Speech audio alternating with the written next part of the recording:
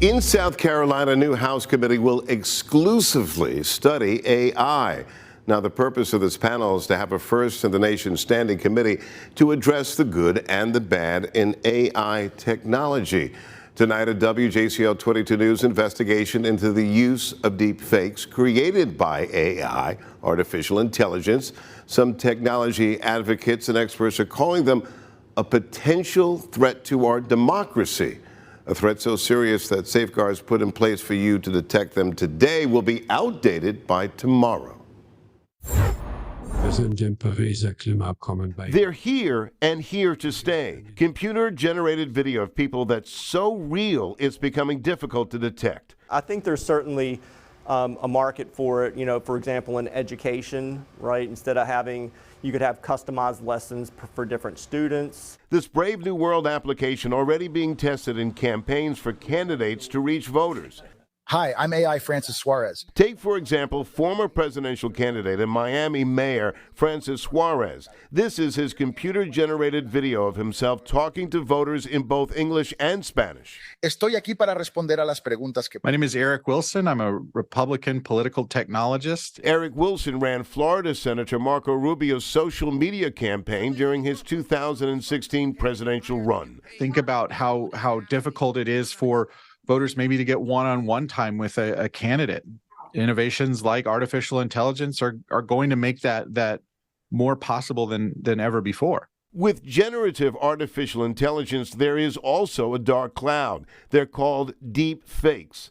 We're entering an era in which our enemies can make it look like anyone is saying anything at any point in time. For example, have you seen this one featuring former President Barack Obama? Looks real, but it's not. The deepfake created by filmmaker and comedian Jordan Peele. There is also this deepfake of Hillary Clinton allegedly endorsing Republican presidential candidate and Florida Governor Ron DeSantis. Never happened and was debunked in April as a deepfake. We have not seen it used yet in an American political context, but we know that there are bad actors, both foreign and domestic, who would really like to sow chaos. More than just chaos, warns the founder and CEO of Deep Media, an artificial intelligence company. The 2024 election is going to be the deepfake election. We already saw some deepfakes come out in 2020, but they weren't good enough for people to be fooled. Is this a threat to democracy? Unregulated AI is fundamentally a threat to democracy and society at large. And, okay, so think about it like this, right? One of the things that our society and our democracy relies on is trust, right? Trust in media, trust in our politicians.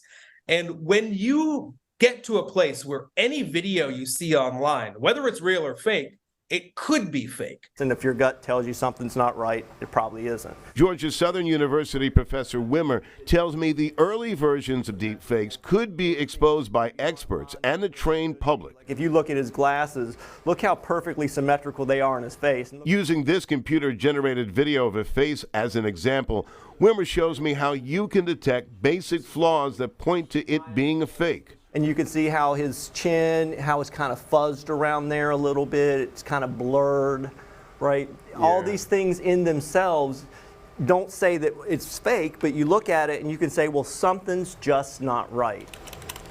Still have questions? Then Professor Wimmer tells me check the source of the video. Compare it to what's being reported in major newspapers, network news, and even the candidate's website. It's going to get to the point where a human is not going to be able to detect it, and the only way we're going to detect it is through computers. Now, Gupta tells me that his company is offering to check an AI video to see if it's fake or real for free for people who simply can't decide. We have a link to the Deep Media website attached to this story on WJCL.com.